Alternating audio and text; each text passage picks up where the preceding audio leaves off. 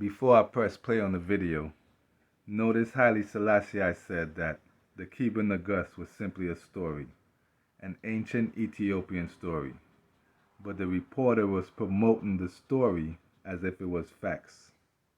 Because the media don't want us to know that Christianity originated in Ethiopia.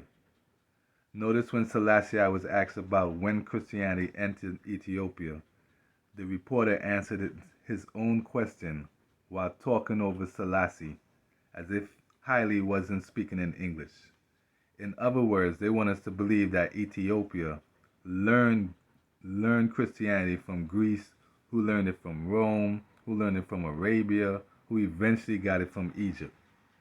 Notice when he was asked if he was one in the line of 300 kings, Haile Selassie said yes. But when he was asked if he was a descendant of Solomon, he didn't say yes. Basically, the reporter answered his own question. It's the 20th century, and soon we will understand why. The root of David comes before the offspring of David. So let's watch the video. Since his restoration in 1941, the Lion of Judah has carried out a program of modernization and of political and social reform, and has begun to westernize the 2,000-year-old Coptic Christian Ethiopia. Notice it said westernize a 2,000-year-old Coptic Ethiopia. Coptic represents Egypt, so he's trying to give the credit of Ethiopia onto Egypt. Let's continue. The country, with its 22 million people, revolves around his personal rule. You are descended, Your Imperial Majesty, from King Solomon and the Queen of Sheba. This is just our story, ancient story. The Queen of Sheba, she go to visit Solomon. Notice he didn't say yes. He said it's just an ancient Ethiopian story. In other words, this is not facts. It's just a story.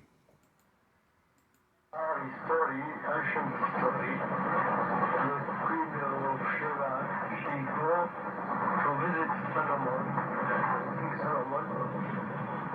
She met one son.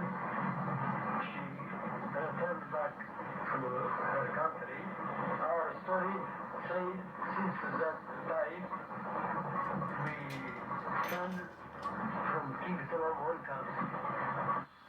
Haile Selassie comes from a line that traditionally sprang from the admiring visit of Makeda, the Queen of Sheba, to King Solomon. She, an Arabian queen, went to Jerusalem.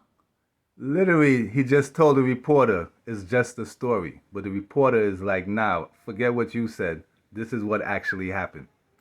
To test the wisdom of Solomon, who is said to be the wisest of the kings of Israel, about 950 years before Christ. In scriptures, notice he said that Solomon came 950 years before Christ. In other words, he's saying that Solomon was here 3,000 years ago. That's the same time Moses was here, according to them. Because according to them, Exodus happened 3,000 years ago too. So they're not adding up in their version. Let's continue. The wisest of the kings of Israel, about 900. Solomon, who is said to be the wisest of the kings of Israel, about 950 years before Christ. In scriptures, the book of 2 Chronicles tells that King Solomon gave to the Queen of Sheba all her desire. The traditional story holds that Menelik, son of their romance, went to the state of Aksum, which is Sheba, or Shoa, as it is called today. Again, he just ignored whatever Haile Selassie said.